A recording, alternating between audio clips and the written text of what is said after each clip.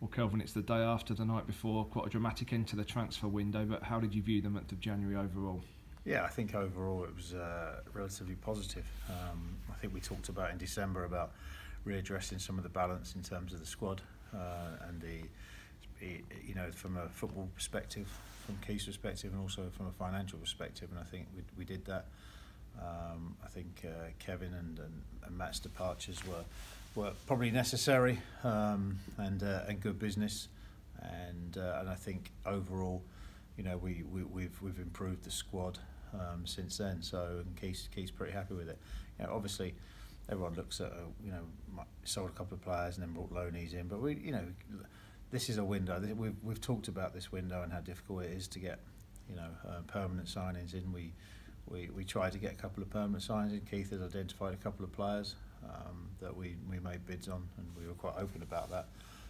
But in truth, they weren't to be, and those players actually didn't go anywhere because valuations from the clubs weren't met, and there was a couple of clubs in for them. So I think it's just a notoriously hard window to get permanent signings in, and we shouldn't be afraid of loan signings either. Really, we try and avoid them if possible, but certain situations dictate that. And the reality is, let's not forget we probably won the league a few years ago with loan signings. I think we signed 5 that window maybe in January when we came in, and that worked out all right. And again you look at last window, last Christmas or last January window, and we signed a few permanents in there, and as a group and as a club it didn't work out as well as we would have liked. So it's good and bad for both, but we were up front and said that we weren't going to, Keith's been strong in his commitment to ensure that we weren't going to waste money this window, and I think we've done that, and I'm excited about the boys that have come in without a doubt. And yeah, it was a late one last night and everyone was here till last minute, but it was a good one to get across the line in the end, and the one earlier was I think will strengthen us. Yeah, Keith did seem to take quite a strong view, quite a pragmatic view, that he wasn't going to overspend and be held to ransom, and he wasn't going to commit the club to contracts for players who perhaps didn't necessarily fit into the medium or long-term plans. So it was very much about dealing with this window and then giving the squad depth and flexibility and looking again in the summer. Yeah, that's what we talked about. The reality is we haven't actually haven't affected the budget this season by much at all. So it wasn't necessarily a financial, and obviously the player sales have helped, but that only helps to bring down the losses from this year. It doesn't exactly give a surplus of cash, shall we say? But that's fine. We accepted that, but what it does do, I think it's going to give us a bit more manoeuvrability and flexibility in the summer, and we've got now. But the summer's 6 months down the line. We've got to now make sure that on the pitch, what Keith's done with the players coming in, he gets them to go in and get some results, and we start climbing up the table. On to other matters. The East Stand question, it's in every video update, so what's the latest position? Yeah, no, I think we had a good positive update a couple of weeks ago, and I think I accept we couldn't say too much in that statement that we brought out with the council, but I think the pure fact that we did a statement with the council as a joint statement, positive talks, shows that there is certainly movement and positive talks. I think I was pleased about that. I was pleased that it was suggested, and so we are making progress, and it's never going to be as quick as everyone wants. It's never going to be as quick as we want, but we can't do much about that. We have to just keep plugging along, and we're going to keep working at it and making sure we do what's in the best interest of the club, and not rushing around just trying to keep people happy. We're just going to make sure it's in the long-term interest.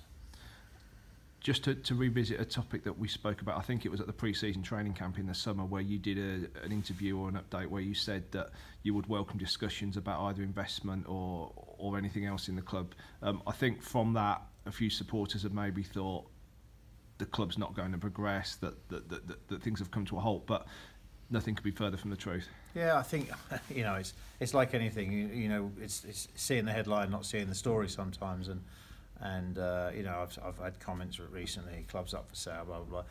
I think most clubs in the Football League are probably up for sale at the right price and in the right circumstances. But the reality is, as I said at the time, yes, we would welcome investment. Yes, my commitments, David's commitments are in different places and different parts of the world, but we would welcome that conversation with somebody who's suitable financially and ability-wise to take the club further forward than us. And I think that's just being open and honest. But what we also said at the time was we would continue, and I think it showed either just before that or just after that we brought Junior in. So when we paid a fee for Junior, so it was never a case of pulling up the drawbridge and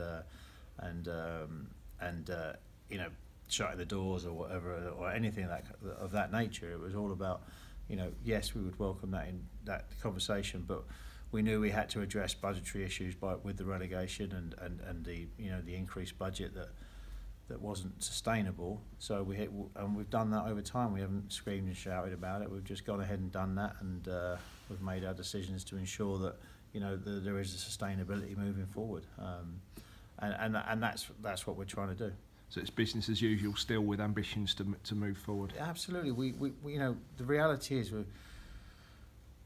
whether you say it or you don't say it, those conversations tend to happen anyway in most clubs, because you tend to get approaches. We've got there's a trust ownership conversation going on right now, and we've met the trust this week, not to specifically talk about that, but to talk about some other stuff.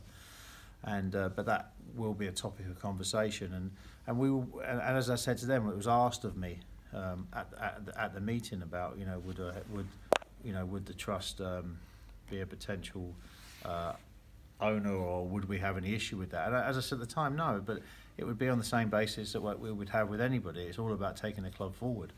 We can do, we've had some ups and downs, certainly within our own ownership, and we accept those, and we obviously enjoy the highs and not enjoy the lows, but we will continue to push forward and try and make decisions. But our decisions have to be short, medium, and long term.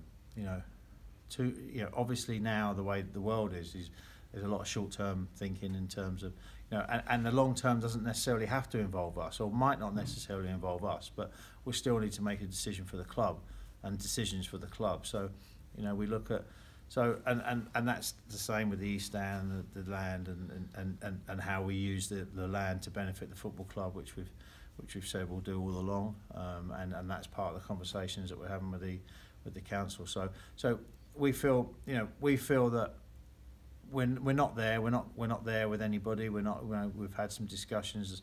Some have gone a bit further down the line, some haven't. But there's a lot of people that are looking to do, would be looking to do what we sometimes are accused of with just the land and taking an opportunity with the land. But we're looking for someone that can actually come in and develop the football club, because the reality is there is a good base here.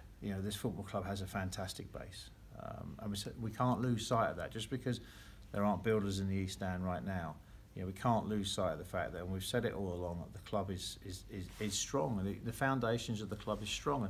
And I think, Gareth, you did it.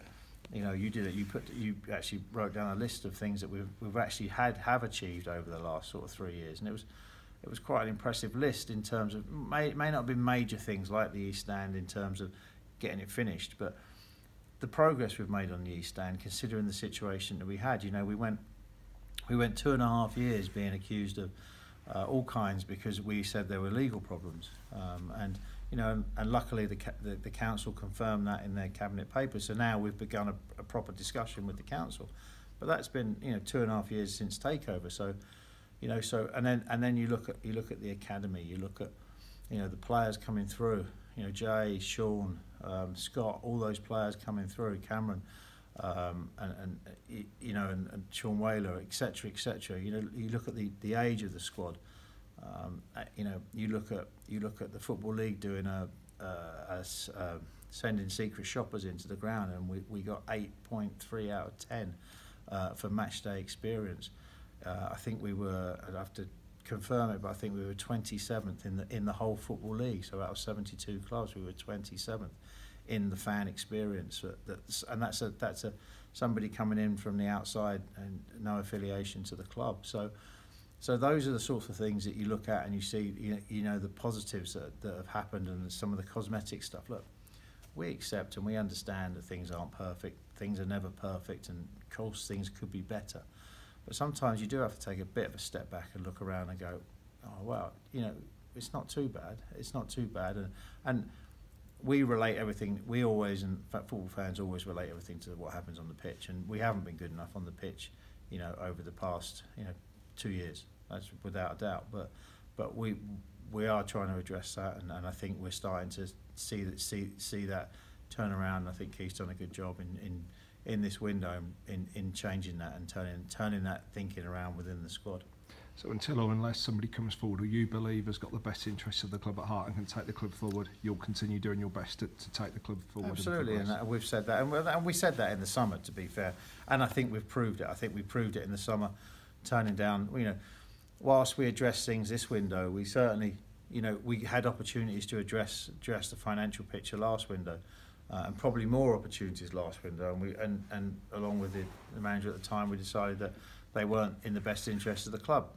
Rightly or wrongly, it's the easiest game in the world, isn't it? With hindsight, and anything's easy with hindsight, but football clubs especially, because it's a lot of opinions. But we very much if it was our thinking that we had to shut the doors, or we had to pull the drawbridge up, and we didn't want to put money in, we would have made some decisions in the summer that would have helped that situation. So that wasn't the case, and we worked hard to keep some players, even some of our younger players, in the summer, and we've even done it in this window where we've turned down bids for or inquiries for players, and we just said not interested. So yes, we'll continue doing that, but we need to make sure we do it on a sensible basis as well, which we kind of moved away from a little bit in terms of with 5U Sport coming in and the money that was available there. We kind of moved away from the sort of sensible approach that we'd taken, that we'd seen some success with. Part of the club's infrastructure I know you're really proud of is the football and education programme. The second site opened in the autumn, of course, Princess Royal on site to do that.